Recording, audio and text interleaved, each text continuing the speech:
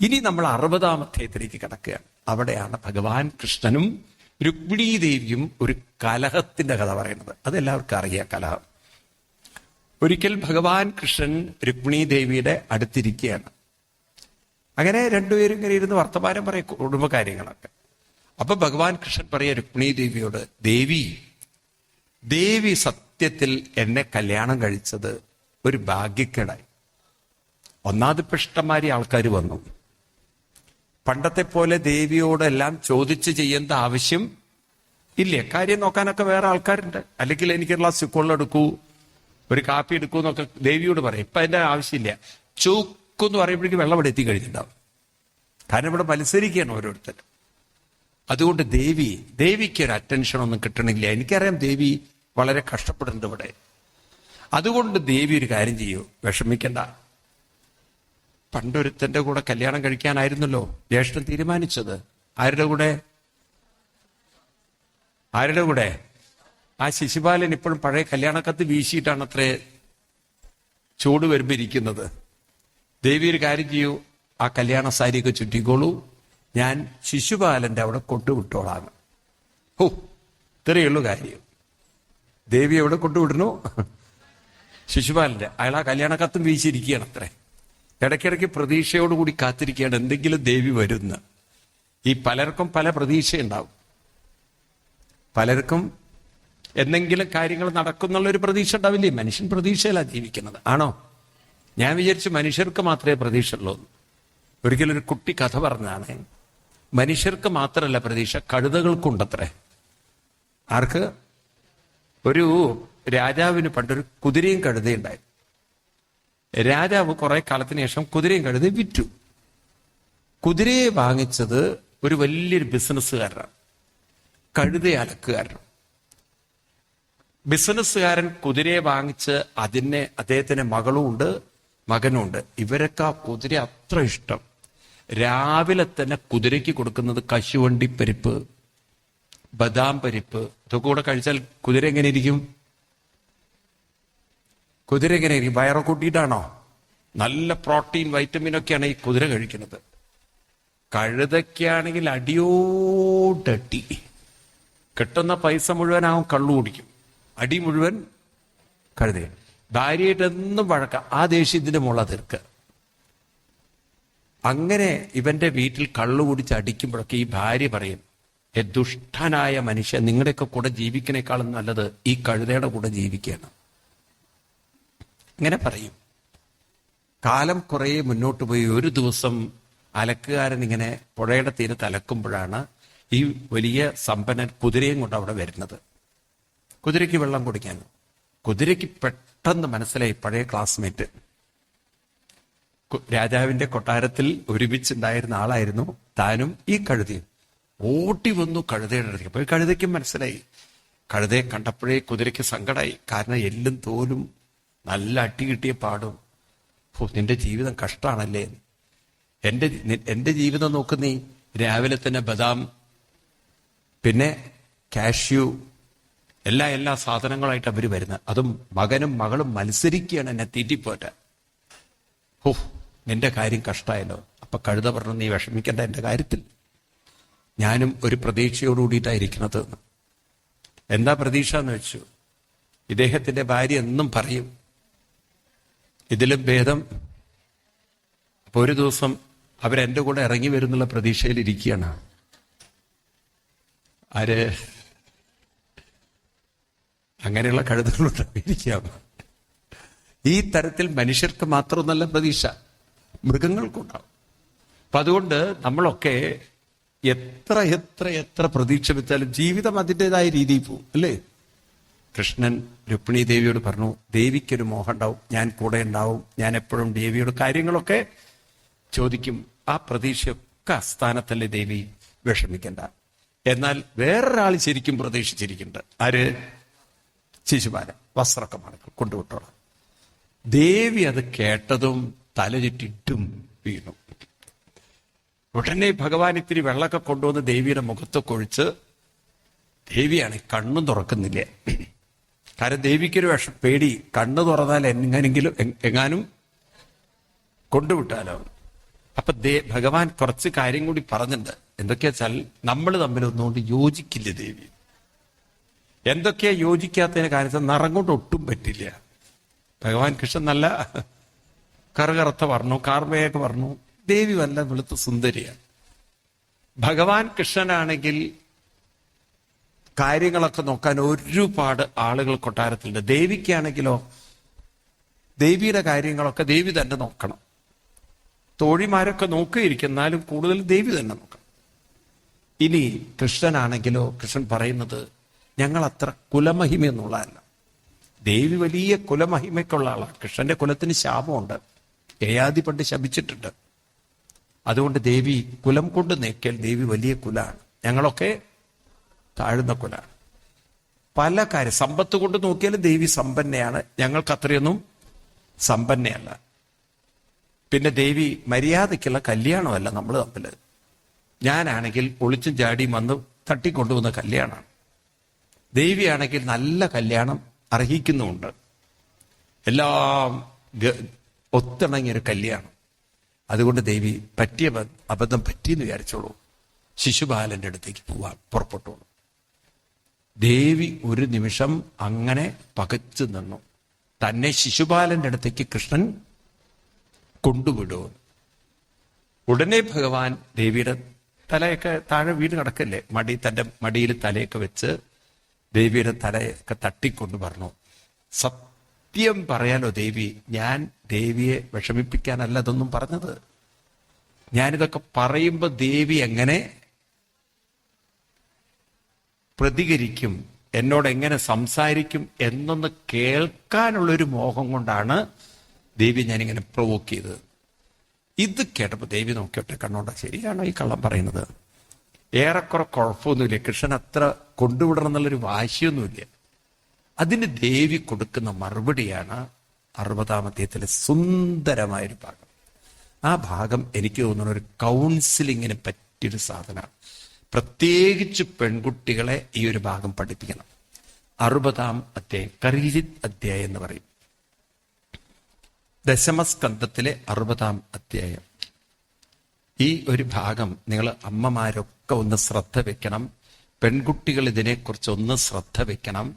ഇതൊരു നല്ല ഒരു കൗൺസിലിംഗ് ആണ്. കൗൺസിലിംഗ് എന്ന് പറഞ്ഞാൽ ജീവിതത്തിലേക്ക് വേണ്ടുന്ന ഒരു പ്രചോദനമാണ്, ഒരു വലിയ ഒരു തിരിച്ചറിവ് എന്ന് പറയും. അതായത് നമുക്ക് വരാൻ പോകുന്ന ദുരിതങ്ങളെ മറികടക്കാനുള്ളൊരു മാർഗമാണ് ഈ പറയാൻ പോകുന്നത്. ആ ഭാഗം നമുക്ക് നോക്കാം.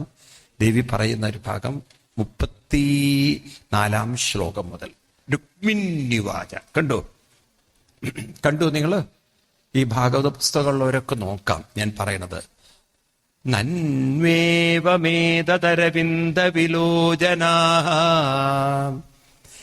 യദ്വൈ ഭവൻ ഭഗവതോ അസദൃശീ വിഭുംന കൊസ്സേ മഹിമ്യപിരതോ ഭഗവൻ ത്രദീശ ക്വാഹം ഗുണപ്രകൃതി അജ്ഞഗൃഹീതപാത സത്യം ഭയാദിവ ഗുണേഭ്യവുരുക്രമന്ത ശേതേ സമുദ്ര ഉപലംബനമാത്ര ആത്മാ നിത്യം കദിന്ദ്രിയഗണൈ കൃതവിഗ്രഹസ്ത്വം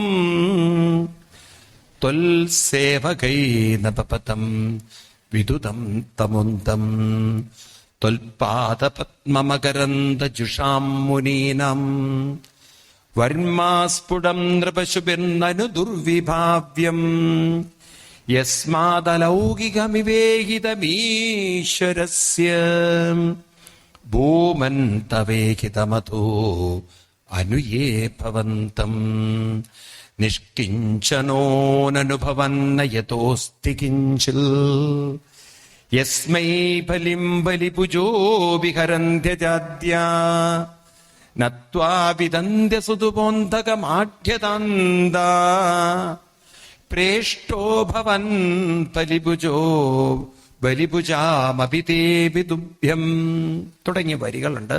അത് വായിക്കാൻ പോയ സമയം ഒരുപാട്. ആദ്യം തന്നെ ദേവി പറയാണ് അസദൃശ്യാണ്. നോക്കൂ നിങ്ങൾ, യദ്വൈ ഭവാൻ ഭഗവതോ അസദൃശീ വിഭൂമ്ന. ആ സദൃശി വാക്ക് വളരെ ശ്രദ്ധിക്കുക. ആ സദൃശി പറഞ്ഞാൽ ഒരാളെ പോലെ മറ്റൊരാൾക്ക് അങ്ങനെ ചിന്തിക്കാൻ ഇന്നുവരെ 100% പറ്റില്ല. ഇതൊരു ഒരു വലിയൊരു ശ്രദ്ധിക്കണം. ഇതൊരു മനസ്സിന്റെ ഒരു ട്രിക്കാണത്. ഒരാളിപ്പോ സ്നേഹം കാണിക്കുന്ന മറ്റൊരാളോട്, പ്രത്യേകിച്ച് പെൺകുട്ടികളും ഒക്കെ ഈ കാര്യം ശ്രദ്ധിക്കണം. കുറെയൊക്കെ നമുക്ക് അഭിനയിക്കാം. ഈ അഭിനയം യാഥാർത്ഥ്യമല്ല. യാഥാർത്ഥ്യം എന്ന് പറയുന്നത് 100% മറ്റൊരാളുടെ ഇഷ്ടത്തിനനുസരിച്ച് പെരുമാറാൻ ഒരാൾക്കും, സത്യം പറയും, പറ്റുമോ? അപ്പൊ ഇന്ന് പല കുട്ടികളും അറിയുന്നില്ല പലരുടെയും സ്നേഹം അഭിനയമാണെന്ന്. ഈ അഭിനയത്തെ ഇവര് യാഥാർത്ഥ്യമായി തെറ്റിദ്ധരിക്കുക. പിന്നത് യാഥാർത്ഥ്യം മറ്റൊന്നാണെന്ന് തിരിച്ചറിയുമ്പോഴാണ് ഇവര് മെന്റലി പറയൂ. അപ്പൊ ഈ അഭിനയവും യാഥാർത്ഥ്യവും തമ്മിൽ തിരിച്ചറിയാൻ പറ്റാത്തൊരു സമൂഹത്തിലല്ലേ നമ്മൾ ജീവിക്കുന്നത്? സത്യം പറയുന്നു. അപ്പൊ ദേവി ഇവിടെ പറയാണ്, കൃഷ്ണനിനെ എത്ര അഭിനയിച്ചാലും എനിക്കറിയാം മറ്റൊരാളെ പോലെ ഒരാൾക്കും ചിന്തിക്കാൻ പറയൂ സാധ്യമല്ല. ഓരോരുത്തർക്കും അവരവരുടേതായിട്ടുള്ള ഇഷ്ടങ്ങളും ഇഷ്ടക്കേടുകളും ഉണ്ടോ? അത് മനസ്സിലാക്കണം നമ്മൾ. അപ്പൊ നമ്മളെ സംബന്ധിച്ച് മറ്റൊരാളുടെ കൂടെ ജീവിക്കാൻ, അതായത് വ്യത്യസ്ത സ്വഭാവമുള്ള ഒരാളുടെ കൂടെ ജീവിക്കലാണ് ജീവിതം. ആണോ? ഇപ്പൊ വിവാഹം എന്ന് പറയുന്നത് എന്താണ്? പൊതുവെ നിങ്ങൾ വിവാഹം എന്ന് പറയുന്നത് എന്താണ്? കൂടുമ്പോൾ ഭൂകമ്പമുള്ളതോ? എന്താണ് വിവാഹം? നിർവചനങ്ങളൊക്കെ നമുക്ക് പറയാം. കൂടുമ്പോൾ ഇമ്പമുള്ളതാണ് വിവാഹം എന്നൊക്കെ. വാസ്തവത്തിൽ വിവാഹം എന്ന് പറയുന്നത്, ഞാൻ മനസ്സിലാക്കിയിട്ടുള്ളത്, ഇവിടുത്തെ ഒരു നിർവചന പ്രകാരം വ്യത്യസ്ത സ്വഭാവമുള്ള ഒരാളുടെ കൂടെ, ഇല്ലേ, വ്യത്യസ്ത സ്വഭാവമുള്ള ഒരാളുടെ കൂടെ പൊരുത്തപ്പെട്ട് ജീവിക്കുന്നതാണ് വിവാഹ ജീവിതം. ആണോ അല്ലയോ? ശരിയാണോ? അപ്പൊ അതിൽ എത്രമാത്രം ഒരാൾക്ക് അസ്വസ്ഥതകളില്ലാതെ ജീവിക്കാൻ സാധിക്കും? അതിനെന്താ വേണ്ടത്? അതിനൊരു ഉൾക്കരുത്ത് വേണം. എന്ത് വേണം? അത് വേണ്ടേ? അതിനാണ് ഒരു മനുഷ്യൻ ജീവിതത്തിൽ കരുത്ത് വേണം. ആ കരുത്തുണ്ടാവാനാണ് എവിടേക്കാ വീണ്ടും എത്തുക? എങ്ങനെ പൂച്ച എങ്ങനെ വീണാലും 4 കാലിലാണ്. അതുപോലെ നമ്മൾ എവിടെ എത്തിയാലും തിരിച്ച് എവിടെ എത്തുന്നത്? 4 കാലിലോ? നിങ്ങളെന്താ ബീവറേജിൽ നിന്ന് ഇറങ്ങി വരുന്നവരാണോ? എവിടെ എത്തുന്നത്? കൃത്യനിഷ്ഠയും അനുഷ്ഠാനം. നമ്മുടെ 4 കാലം അതാണ്. അപ്പൊ മനോബലം ഉണ്ടാവണമെങ്കിൽ കൃത്യനിഷ്ഠയും, ഇത് കുട്ടികളെ പഠിപ്പിക്കണ്ടേ വാസ്തവത്തിൽ? പറയൂ. പ്രത്യേകിച്ച് ഞാൻ ഇന്ന് കൂടുതൽ പെൺകുട്ടികൾ മനസ്സിലാക്കണം. പെൺകുട്ടികൾ കുറച്ചുകൂടി സത്യസന്ധമായിട്ട് സ്നേഹിക്കും. കുറേ പേര്, എല്ലാവരും ഉണ്ടാവണമെന്നില്ല. ആൺകുട്ടികൾ കുറേയെങ്കിലും കാപട്യം കാണിക്കും. ഉണ്ടോ? പറയൂ. കള്ളത്തരം കാണിക്കും. അപ്പൊ നിങ്ങളുടെയൊക്കെ മക്കൾ തന്നെ നിങ്ങളോട് സ്നേഹം കാണിക്കുമ്പോൾ തന്നെ നിങ്ങൾക്കറിയാം എന്തോ കാര്യസാധ്യ പൂജയാണെന്ന്.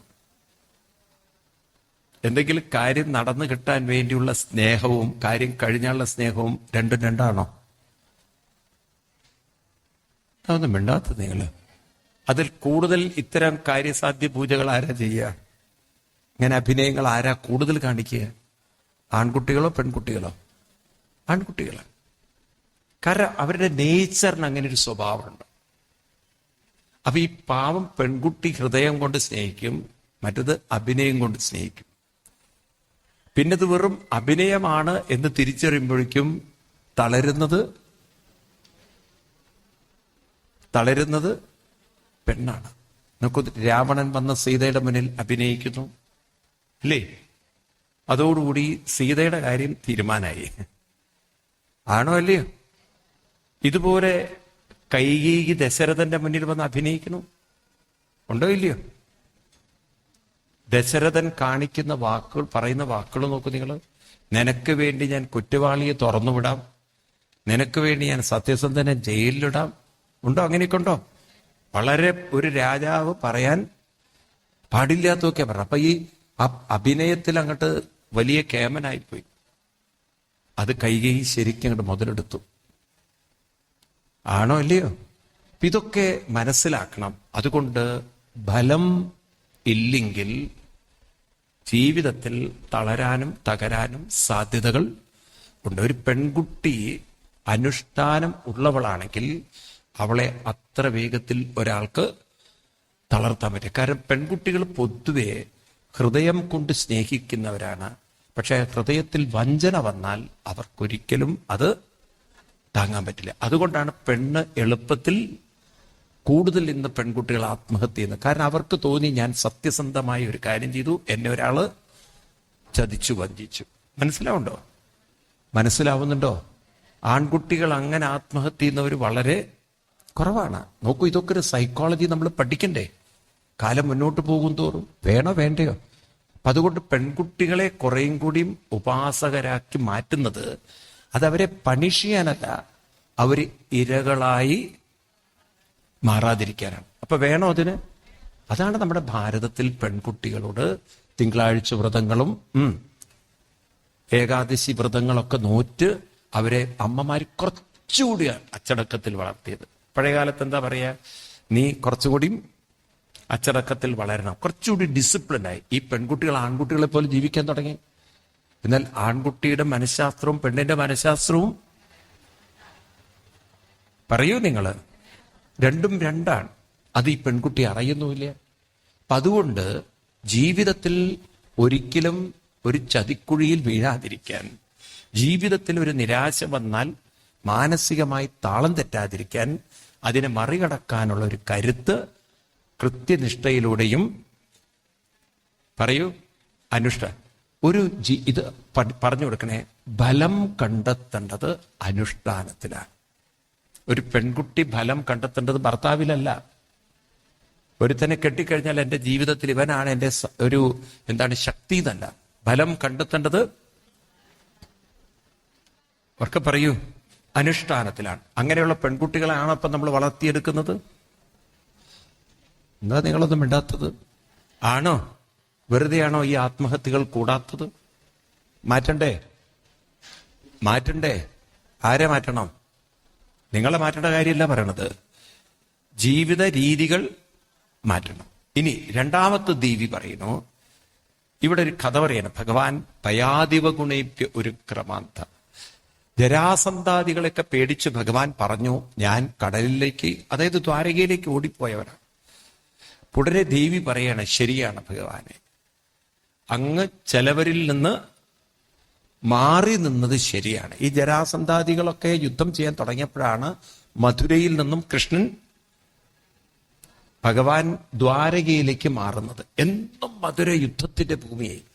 അപ്പൊ മധുര വിട്ടിട്ട് അവര് ദ്വാരകയിലേക്ക് പോയി. അപ്പൊ ഭഗവാൻ പറഞ്ഞു, ഞങ്ങളൊക്കെ ഭീരുക്കളാണ്. അതിന് ദേവി മറുപടി പറയാണ്, ചിലവരിൽ നിന്നൊക്കെ മാറി നിൽക്കുന്നത് നല്ലതാണ്. അപ്പൊ എന്ന് പറഞ്ഞാൽ എന്താ അർത്ഥം? അത് നമ്മൾ ഉൾക്കൊള്ളേണ്ടത് ഏത് രീതിയിലാണ്? അതായത് ജീവിതത്തിൽ നോക്കൂ, ശ്രദ്ധിക്കണം നിങ്ങള്, പെൺകുട്ടികള് മനസ്സിലാക്കണം. ഒരു പെൺകുട്ടി ശരിക്കും പറഞ്ഞാൽ ഒരു സമൂഹത്തിന്റെ തന്നെ ഒരു വലിയ വെളിച്ചമാണ്. അപ്പൊ അതിന് ആ വെളിച്ചമായി തീരണമെങ്കിൽ അവൾക്കതിനുള്ളൊരു അറിവും കഴിവും ഉണ്ടാവണം. ഇവിടെ അറിവും കഴിവും ഉണ്ടെങ്കിലേ മറ്റുള്ളവരെ നയിക്കാൻ ഒരാൾക്ക് സാധിക്കുള്ളൂ. സ്ത്രീകള് നിങ്ങൾക്ക് മനസ്സിലാവുന്നില്ലേ? സ്ത്രീ ശാക്തീകരണമൊക്കെ ഇപ്പൊ വന്നതാണ്. ഞാൻ പറയില്ലേ, സ്ത്രീകൾക്ക് ഹൃദയം കൂടുതലുള്ളവരാണ്. ആ സ്ത്രീക്ക് കുറച്ചൊരു അറിവും കൂടി ഉണ്ടെങ്കിൽ ഒരു ആളോട് പറയുന്നത് ശരിക്കും അവരെ പ്രചോദനമുള്ളതാക്കും. അതുകൊണ്ടാണ് ഈ കഥകളൊക്കെ അമ്മമാര് മുത്തശ്ശിമാര് പറയുമ്പോൾ കുട്ടികളിലേക്ക് അത് കൂടുതൽ തട്ടും. ഇപ്പൊ കുറച്ചൊക്കെ ഈ സത്സംഗ സംസ്കാരങ്ങളൊക്കെ ആരിൽ ഉണ്ടാവണം? അമ്മമാരുടെ പെൺകുട്ടികളുണ്ടാവണം. നോക്കൂ, നിങ്ങൾ ഇത്തരത്തിലൊരു മോട്ടിവേഷണൽ ആയിട്ടുള്ള കാര്യങ്ങളൊക്കെ ഈ ഭാഗവതവും രാമായണമൊക്കെ ഒന്ന് വായിക്കുമ്പോണ്ടല്ലോ, ഇപ്പൊ രാമായണമൊക്കെ വായിക്കുന്ന ഒരാള് ഒരു നല്ല ഉപദേശം, നല്ലൊരു വാക്ക് മറ്റൊരാളോട് പറയാൻ സാധിച്ചാൽ തന്നെ അത് തന്നെ കുടുംബജീവിതത്തിൽ ഒരാണിന് ഒരു പെണ്ണിൽ നിന്ന് ചില ജീവിതത്തിന്റെ കുറച്ചൊരു പ്രചോദനം കിട്ടുമ്പോൾ ആ പെൺകുട്ടിയോടൊരു ബഹുമാനം തോന്നും. പറയൂ, തോന്നും. അതുകൊണ്ട് ഈ ഭാഗവതാദി കഥകള് ഇതൊക്കെ നമ്മൾ കുറച്ച് കുട്ടികൾക്ക് ചെറുപ്പത്തിലേ പറഞ്ഞു കൊടുത്തു കഴിഞ്ഞാൽ ഈ കഥകളൊക്കെ കുട്ടികളുടെ ജീവിതത്തിൽ മറ്റുള്ളവർക്കത് ഒരു ഉപദേശമായി പറഞ്ഞു കൊടുക്കാൻ സാധിക്കും. ചുരുക്കി പറഞ്ഞാൽ ഒരു ഭർത്താവിനെ പോലും നയിക്കേണ്ടവളാണ് ഭാര്യ. ആ നയിക്കാനുള്ള ഒരു അറിവും കഴിവും ആർക്കുണ്ടാവണം? ഭാര്യയ്ക്കുണ്ടാവണം. എന്നാൽ വെറും ഒരു പെൺകുട്ടിയുണ്ടല്ലോ, ഒരു ജോലിക്കാരി മാത്രമായി കഴിഞ്ഞാൽ ആ സ്ത്രീയോടുള്ള റെസ്പെക്ട് ഒരാണിന് കാലം കൊണ്ട് പറയൂ കൂടുകയാണോ കുറയുകയാണോ? അതുകൊണ്ടാണ് ഇത്രയും ഡിവേഴ്സുകൾ വരുന്നത്. ഈ ഡൈവേഴ്സിനൊക്കെ കാരണം നോക്കൂ, ഒരു പ്രധാന കാരണം അമ്മമാര് മനസ്സിലാക്കുക. ഒരു ആണിനെ സംബന്ധിച്ച് ഒരുപാട് ചിന്തകൾ ഉണ്ടാവും. ഒരുപാട് ചിന്തകൾ എന്ന് പറഞ്ഞാൽ ഒരുപാട് എന്താ പറയുക, അതിന് ഒന്നിനെക്കുറിച്ചും വ്യക്തത ഇല്ലാത്ത കുറെ കാര്യങ്ങൾ. ചിലപ്പം സാമ്പത്തിക കാര്യങ്ങളായിരിക്കും, അല്ലെങ്കിൽ വേറെ ഏതെങ്കിലും കാര്യങ്ങളെക്കുറിച്ചൊക്കെ ആയിരിക്കും. ഈ തരത്തിൽ ഇങ്ങനെ മനസ്സ് അസ്വസ്ഥമാകുമ്പോൾ അതിനുള്ളൊരു മാർഗം ഒരു ഭാര്യ പറഞ്ഞു കൊടുക്കുമ്പോൾ ആ വഴി ശരിയായിട്ട് വരികയാണെങ്കിൽ ആ ഭാര്യയോട്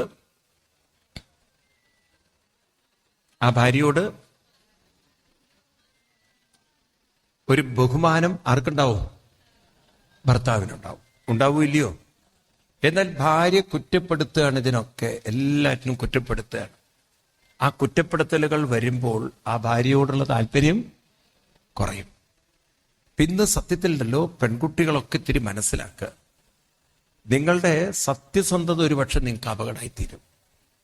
ഒരാളെ ഗൈഡ് ചെയ്യുന്നതിന് പകരം ഒരാളെ ഇങ്ങനെ കണ്ടിന്യൂസ്ലി വിമർശിച്ചു കഴിഞ്ഞാൽ ആ വിമർശനം കൊണ്ട് ജീവിതത്തോടുള്ള ഒരു താല്പര്യം, ഇഷ്ടക്കേട്, കുറ്റപ്പെടുത്തലുകൾ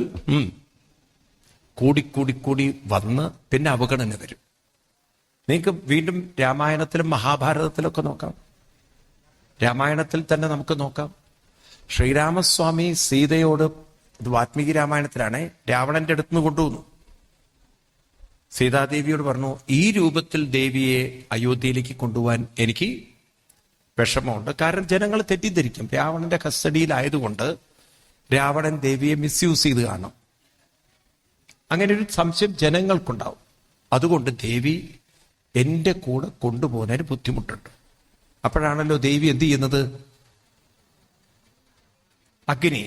അപ്പൊ നോക്കൂ, ദേവിക്ക് അപ്പൊ ഒരു പരിഹാരം തോന്നുകയാണ്.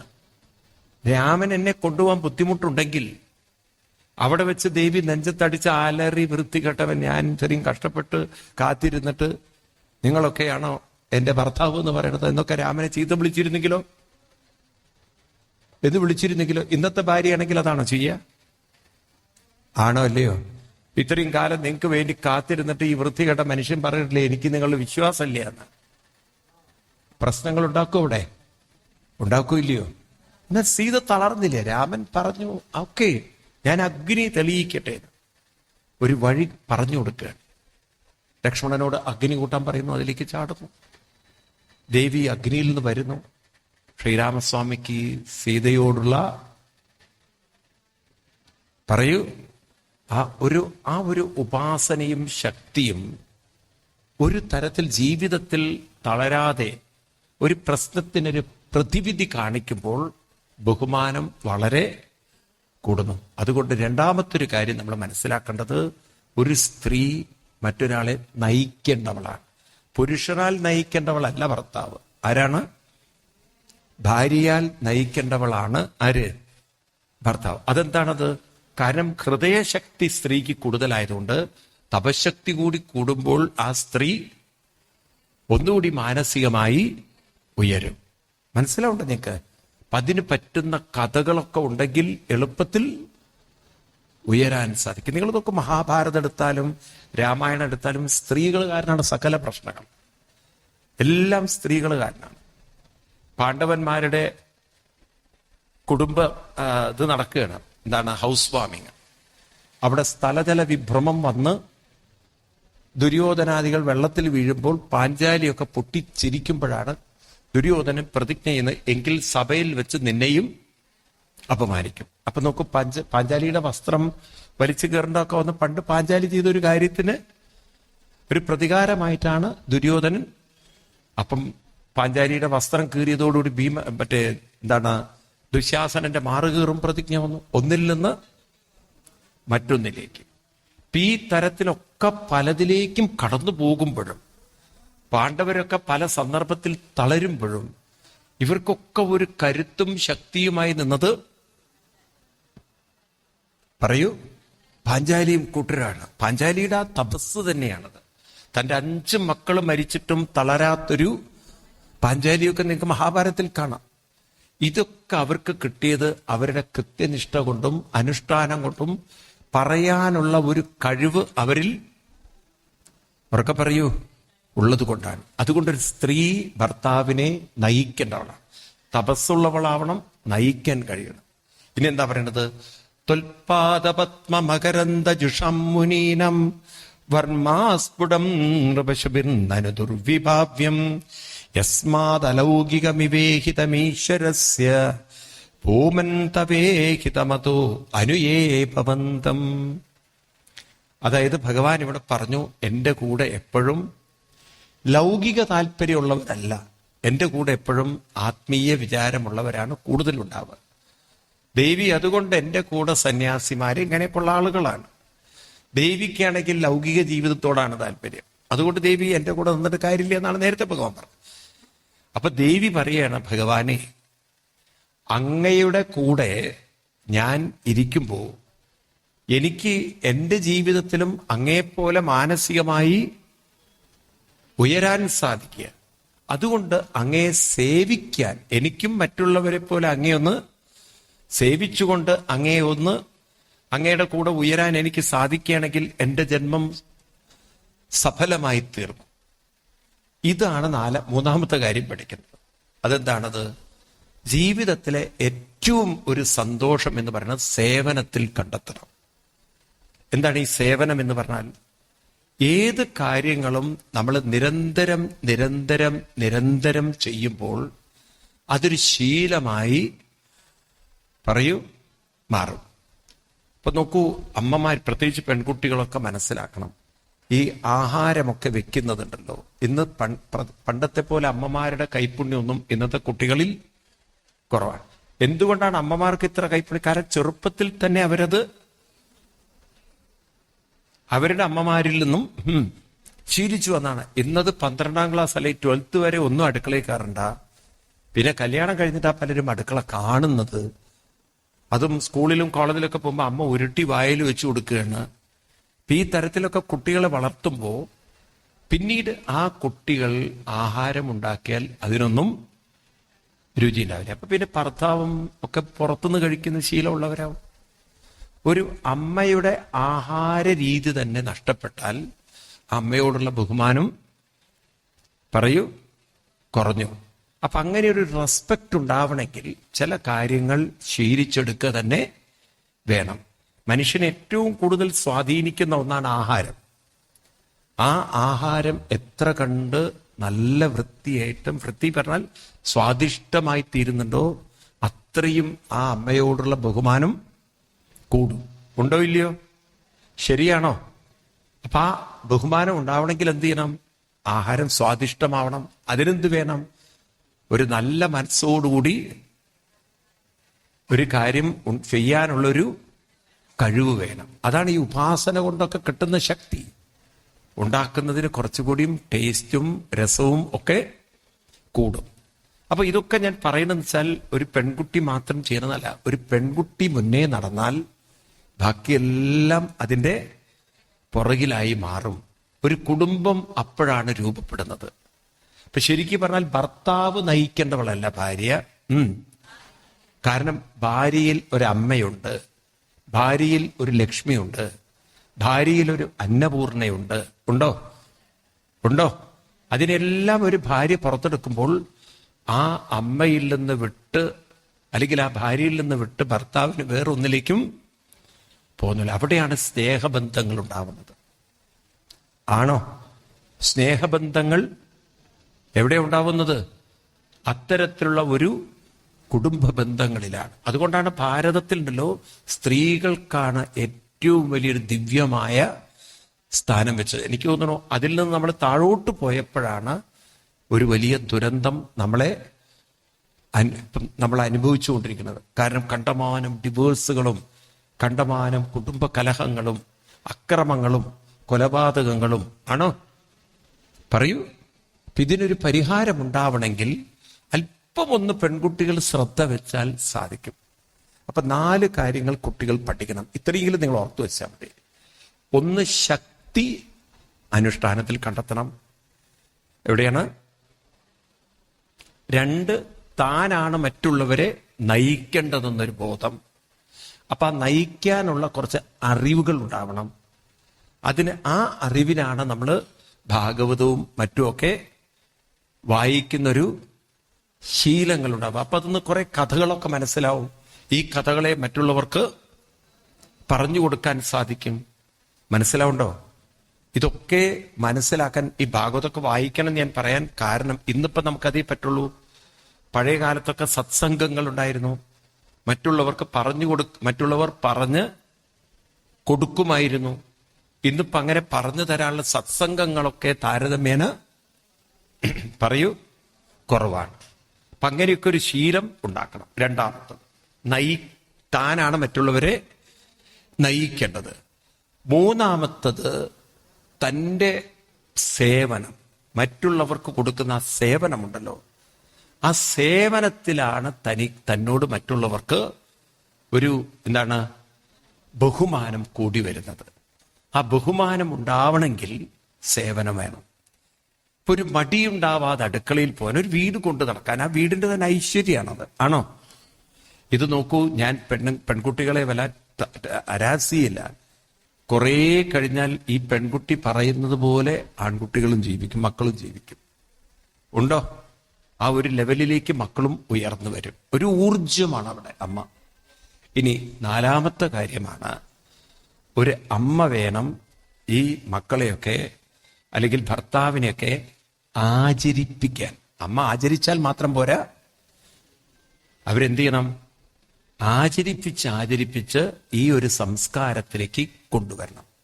ഒരു സ്ത്രീ ഒരു ഗുരുവാണ്. ആ സ്ത്രീ വിചാരിച്ചാൽ ഒരു ഗുരുകുലം തന്നെ വീട്ടിലുണ്ടാക്കാം. മനസ്സിലാവുണ്ടല്ലോ? ആചരിക്കണം, നല്ല കാര്യങ്ങളിൽ അവരെ നയിക്കണം, നല്ല കാര്യങ്ങളിലേക്ക് നയിക്കണം. പിന്നെ ആ സേവനത്തിന് മുഖ്യ പ്രാധാന്യം കൊടുക്കണം. പിന്നെ മറ്റുള്ളവരെ കൊണ്ട് ആചരിച്ചാലേ അമ്മ ആചരിച്ചാലേ മറ്റുള്ളവരെ കൊണ്ട്. അപ്പൊ അങ്ങനൊരു ആചരണം നമ്മുടെ ഹിന്ദു മതത്തിൽ കുറഞ്ഞു. കുട്ടികൾ അതുകൊണ്ട് മൊബൈലിലും കാർട്ടൂൺ നെറ്റ്വർക്കിലും അഡിക്റ്റഡായി, പറഞ്ഞനുസരിക്കാത്തവരായി. എന്നിട്ട് ഇപ്പം അമ്മമാര് ദുഃഖിക്കുകയാണ്. കൗൺസിലിങ്ങിനോട് ഏറ്റവും കൂടുതൽ കുട്ടികളെ കൗൺസിലിങ്ങിന് കൊണ്ടുപോകുന്നത് നമ്മുടെ ഹിന്ദു സൊസൈറ്റിയാണ്. മനസ്സിലാവുണ്ടോ നിങ്ങൾക്ക്? എവിടുന്നാ ഇതൊക്കെ തുടങ്ങിയത്? പ്രശ്നങ്ങൾ എവിടുന്നാ തുടങ്ങിയത്? നമ്മുടെ സ്വന്തം വീടുകളിൽ നിന്ന്. ഇതൊരു മാറ്റം വരുത്തണ്ടേ? വേണോ? ഇനിയെങ്കിലും നമ്മൾ ഈ റൂട്ടിലൂടെ പോയാൽ, നിങ്ങൾ നോക്കൂ, എവിടെ ഡിവോഴ്സ് എവിടെ നടക്കണത്? ഒന്നും ഉണ്ടാവില്ല. എന്ന് മാത്രമല്ല, ഒരു സ്ത്രീ പുരുഷ ബന്ധത്തിന്റെ ആഴവും തീവ്രതയും കരുതലും ഒക്കെ വളരെ കൂടുതലായി വന്ന് നല്ല സമൂഹം വാർത്തെടുക്കാൻ പറ്റും. മനസ്സിലാവേണ്ടത് നിങ്ങൾക്ക്? ആ തരത്തിൽ നമുക്ക് ആക്കിയെടുക്കാൻ 5000 വർഷം മുമ്പ് ഭാവന ചെയ്തിരുന്നു വേദവ്യാസ മഹർഷി. അതാണ് നമ്മൾ ഈ കാണുന്ന കർഹിജിത് അധ്യായം. അപ്പൊ അവിടെ കൃഷ്ണൻ ഇതൊക്കെ കേട്ടിട്ട്, ദേവി ഇതൊക്കെ പറയുമ്പോഴല്ലോ, കൃഷ്ണനു രുക്മിണീ ദേവിയോട് അത്യധികം ബഹുമാനം. ആ ദേവിയോട് പറയണം, സത്യത്തിൽ ഞാൻ ഇതൊക്കെ ഒന്ന് കേൾക്കാൻ വേണ്ടിയാണ് ദേവി, ഞാൻ ദേവിയോട് ദേവിയെ പ്രകോപിപ്പിച്ചത്. നോക്കൂ, നിങ്ങൾ ഇവിടെ പറഞ്ഞു കൊടുക്കുന്നത് 49-ാം ശ്ലോകം. സ്വാദ്യേതത് ശ്രോതുകാമൈസ്ത്വം രാജപുത്രീ പ്രലംബിത വയോതിതം യതന്വാത്ത സർവം തൽ സത്യമേവ ഹി. ദേവി, ഇതൊക്കെ ദേവിയിൽ നിന്നൊന്ന് കേൾക്കാൻ വേണ്ടിയാണ് ഞാൻ ദേവിയെ പ്രകോപിപ്പിച്ചത്. കാരണം ദേവിക്ക് ഇത്രയും അറിവുകളുണ്ടെന്ന് എനിക്കറിയാം. ഈ അറിവ് ലോകോപകാരമാക്കി മാറ്റണം. അതുകൊണ്ട് ദേവിയെ ഞാൻ ഉപേക്ഷിക്കും തോന്നുന്നുണ്ടോ? കാരണം ദേവി എനിക്ക് അത്രയും ജീവിതം സമർപ്പിച്ചവളാണ്. സഹോദരൻ ദേവിയെ വേറൊരാൾക്ക് കൊടുക്കാന്ന് പറഞ്ഞിട്ടും മറ്റൊരാൾ ദേവിയെ കൊണ്ടുപോകാൻ തയ്യാറായി നിന്നിട്ടും ദേവി എൻ്റെ കൂടെ വന്നിട്ടുണ്ടെങ്കിൽ ദേവിയിൽ അത്രയും ഒരു ഭക്തി ഉള്ളത് കൊണ്ടാണ് ദേവിയെ ഞാൻ ഒരിക്കലും കൈവിടില്ല ദേവി എന്ന് പറഞ്ഞ ഭഗവാൻ ആ ദേവിയെ അനുഗ്രഹിക്കുന്ന ഒരു അധ്യായം കൂടിയാണ് ഏത്? 60-ാമത്തെ. എന്തുകൊണ്ടാണ് കൈവിടാത്തത്? ദേവിക്ക് അങ്ങനെയുള്ള കൃത്യമായൊരു പറയൂ അനുഷ്ഠാനമുണ്ട്. അപ്പൊ അതൊന്നും എന്താ മനസ്സിലാക്കേണ്ടത്? അനുഷ്ഠാനമുള്ളവരെ ഭഗവാൻ ഒരിക്കലും കൈവിടില്ല. അപ്പൊ ഈ കൈവിടില്ല എന്ന് പറഞ്ഞാൽ നിങ്ങൾ വിചാരിച്ച കാര്യങ്ങളൊക്കെ നടക്കുന്നുള്ളത് അതല്ല അതിനർത്ഥം. കൈവിടില്ല എന്ന് പറഞ്ഞു കഴിഞ്ഞാൽ നമുക്ക് അനുകൂലമായ ജീവിതം വന്നാലും പ്രതികൂലമായത് വന്നാലും ആ വ്യക്തികൾ അങ്ങനെ പറയൂ തളരുകയില്ല. ഇപ്പൊ നിങ്ങളൊക്കെ ജീവിതത്തിലുണ്ടല്ലോ, മക്കൾ ഉണ്ടെങ്കിലേ സുഖമായിട്ടിരിക്കുള്ളൂ എന്നില്ല. മക്കൾ പറയാണ് ഞങ്ങൾ 10 ദിവസം പോവാണ്, അമ്മ ഒറ്റയ്ക്ക് ഇവിടെ ഇരിക്കുമെന്ന് പറഞ്ഞാൽ ഇതൊക്കെ പോയിന്നും പറയണ്ട്. അപ്പൊ നമ്മൾ വിചാരിക്കണം 10 ദിവസം ഭാഗവതമൊക്കെ വായിക്കാൻ പരമസുഖം, 15 ദിവസം കഴിഞ്ഞിട്ട് വന്നാലും മതി. ഈ ഒരു ധൈര്യം വേണം. അങ്ങനെയുള്ള അമ്മമാരൊക്കെ ഉണ്ടോ ഇവിടെ? എവിടെ ഉണ്ട്? കണ്ണ് പൊടിയിട്ടാ കാണാൻ പറ്റില്ല. അപ്പോഴേക്കും പറയും ഞാനും പോവാണ് എവിടെയെങ്കിലുമൊക്കെ എന്ന്. അപ്പൊ ആ തരത്തിലൊരു ദുർബലന്മാരുടെ ഒരു ലോകമായി നമ്മുടെ. ആരുമില്ലെങ്കിലും ഞാൻ വളരെ ഹാപ്പി ആയിട്ടിരിക്കും. അതിങ്ങനെ സീരിയലും കണ്ട് വായും പൊളിച്ചിരിക്കാനല്ല, മനസ്സിലായില്ലേ? പലവരെയും തോണ്ടിയിരിക്കാനുള്ളതല്ല. നമുക്ക് ജീവിതത്തിൽ ഇതിലൊക്കെ ഒരു താല്പര്യം ഉണ്ടെങ്കിലല്ലോ. സത്യം പറഞ്ഞാൽ സമയം പോകുന്നത് അറിയില്ല. നമുക്കിപ്പോ നമ്മൾ 7-8 ദിവസം ഇവിടെ ഇരിക്കണം, എത്ര കാര്യങ്ങൾ പറയണോ പഠിക്കണോ. ഇതിലൊരു താല്പര്യം വന്നാൽ സമയം ഒരിക്കലും പോവില്ല. മീൻസ് നാരായണ ഗുരുദേവൻ അദ്ദേഹത്തിന്റെ ആത്മോപതി ശതകത്തിൽ പറയും, പരയുടെ പാൽനുകർന്ന ഭാഗ്യവാന്മാർക്ക് 100 അരനൊടി നിമിഷം പോലെ തോന്നും, അറിവ് അപരാപ്രകൃതിക്കു വിധേയമായൽ 1 അരനൊടി 100 പോലെ തോന്നും. വളരെ മനോഹരമായൊരു കൃതിയാണ് ആത്മോപദേശ ശതകം. 100ഓളം ശ്ലോകങ്ങളുണ്ട്. നാരായണ ഗുരുദേവന്റെ മനോഹരമായ കൃതി. എന്താ പറയുന്നത്? ആരുടെ മനസ്സാണോ പരയുടെ പാൽനുകർന്ന, പര എന്നൊക്കെ പറഞ്ഞാൽ അനുഷ്ഠാനം എന്നാണ് അർത്ഥം. അനുഷ്ഠാനത്തിൽ മനസ്സ് ലയിക്കുന്ന ഒരാൾക്ക് 100 അരനൊടി നിമിഷം പോലെ തോന്നും എന്ന് പറഞ്ഞാൽ സമയം പോന്ന. എന്നാൽ അറിവ് അപരാപ്രകൃതിക്കു വിധേയമായ അറിവ് എന്ന് പറഞ്ഞാൽ ഭൗതികമായതിലാണ് താല്പര്യം എന്നുണ്ടെങ്കിൽ 100 അരനൊടി 100 പോലെ തോന്നും എന്ന് വെച്ചാൽ സമയം പോവില്ല. എന്തെങ്കിലും ഒരു മനോവിഷമം വന്നിട്ട് നിങ്ങളൊന്ന് കടന്നു നോക്കൂ, ഉറക്കം എന്ന് പറയുന്ന സാധനം വരില്ല. എന്നാൽ നിങ്ങളിങ്ങനെ ഓരോ കാര്യത്തിൽ അങ്ങനെ രസിച്ച് കഴിഞ്ഞാൽ സമയം, ഇതിലൊരു രസം കിട്ടണം. രാമായണം നിങ്ങൾക്ക് രസിച്ചും വായിക്കാം, രാമായണം നിങ്ങൾക്ക് തീർത്തും വായിക്കാം. എങ്ങനെങ്കിലും കർക്കിടക മാസം ഒന്ന് തീരുന്നത് വരെ അതൊന്ന് വായിച്ച് തീർക്കാം. അങ്ങനെ വായിക്കുന്നവരുണ്ട്, ഉണ്ടോ? ഇതിൽ രസമുള്ളവരെങ്ങനെങ്കിലും അത് മനസ്സിലാക്കി വായിക്കാൻ നോക്കും. അല്ലെങ്കിൽ ആ സുന്ദരകാന്ഡം നിങ്ങൾ അമലം എന്നാൽ ഇങ്ങനെ കറങ്ങിയിരിക്കും. അതുകൊണ്ടാണ് അത്തരത്തിലുള്ള ആളുകൾ രാമായണം വായിച്ചാലും കാര്യമൊന്നുമില്ല. മരുമകള് MA മലയാളമൊക്കെ കഴിഞ്ഞിട്ട് ഇരിക്കുക. അമ്മയ്ക്കാണെങ്കിൽ കാറ്ററാക്ട് ഓപ്പറേഷനൊക്കെ കഴിഞ്ഞപ്പോൾ പറഞ്ഞു, നീ വായിക്കടീന്ന്. ഈ മരുമകൾ രാമായണം എടുത്ത് വായിച്ചു. അമ്മയ്ക്ക് വേണ്ടിയിട്ടാണ് വായിക്കുന്നത്, അല്ല അവക്ക് വലിയ താല്പര്യമൊന്നുമില്ല. കാരണം അതൊക്കെ ഈ ന്യൂജൻ ടൈപ്പുകളാണ്. അപ്പം പറഞ്ഞപ്പോ അവളുടെ അടുത്ത് വായിക്കുകയാണ്, ഇത്തം ഓരോന്ന് ചിന്തിച്ച നേരത്തെ രാമനും തോർത്തില്ല, ലക്ഷ്മണനും തോർത്തില്ല. ഉടനെ അമ്മ പറഞ്ഞു നിർത്തിക്കോളൂ എന്ന്. കാരണം ഇവരൊന്നും തോർത്തെടുത്തിട്ടൊന്നുമല്ല കാട്ടിപ്പോയത്. ഈ കോലത്തിലൊക്കെ വായിക്കുന്ന മരുമക്കളെ ആരെ ചവിട്ടി പുറത്താക്കാതിരിക്കുക. എന്നാൽ കുറച്ച് ഇതിലൊക്കെ ഒരു രസം ഉണ്ടെങ്കിൽ സമയം ഒരു രസമാണ്. ശരിക്കും പറഞ്ഞാൽ അതിന്റെ ഓരോ ഭാവം ഉൾക്കൊണ്ട് വായിക്കാൻ ഒരു രസമാണ്. ആണോ? എത്ര പേര് അത് ആസ്വദിച്ച് വായിക്കുന്നവരുണ്ട്? ബാക്കിയൊക്കെ കണക്ക് തന്നെ. അപ്പൊ അങ്ങനെ ഒരു ജീവിതം വാർത്തെടുക്കണം, ഒരു ഡിസിപ്ലിൻ ആക്കണം. നിങ്ങൾ വിചാരിക്കുന്നത് റിട്ടയർമെന്റ് കഴിഞ്ഞിട്ട് വീട്ടിലങ്ങനെ കുറച്ച് പച്ചക്കറിയും തോണ്ടി പിന്നെ അവിടെ ഇവിടെ മാറാലും തട്ടി വീട്ടിലെ പേപ്പർ കൊടുത്ത് വെക്കുന്നതാണ് ജീവിതം. ഞാൻ ഫുള്ളി എൻഗേജ്ഡ് ആണെന്ന്. എന്താ എൻഗേജ്ഡ്? ഈ പേപ്പർ തട്ടി വെക്കുന്നതാണ്, എന്നിട്ട് അത് ഇപ്പുറത്ത് തന്നെ കൊണ്ടുപോയിടും ടീപ്പോയിൽ. ഈ തരത്തിലുള്ള ഒരു ജീവിതമല്ല നമുക്ക്. അതൊരു ഭാഗത്ത് കിടക്കട്ടെ. അല്ലാതെ തന്നെ നമുക്ക് ഒരു കൃത്യനിഷ്ഠ ജീവിതത്തിൽ നിങ്ങളൊന്ന് കൊണ്ടു നടന്നൊക്കെ ഒരു 5 മണിക്ക് എണീറ്റു, കുളി കഴിഞ്ഞ് ഇത്തിരി പ്രാണായാമോ, കുറച്ച് എന്താ പറയാ നാമജപവും, എന്നിട്ട് അമ്പലത്തിൽ പോയി ഒരു 108. നിങ്ങൾ ഇന്നലത്തെ പത്രം ഉണ്ടായിരുന്നു, ഒരു 4000 അടി ഒരാൾ ദിവസവും നടന്നാൽ ഒരാൾക്ക് ഹാർട്ട് അറ്റാക്ക് വരില്ല എന്നുള്ള ഒരു റിസർച്ച് അമേരിക്കക്കാർ കണ്ടുപിടിച്ചിരിക്കുക. ദിവസം ഒരു 4000 അടി നടന്നാൽ മതി. അപ്പോഴാണ് നമ്മൾ തെറ്റിച്ചത്.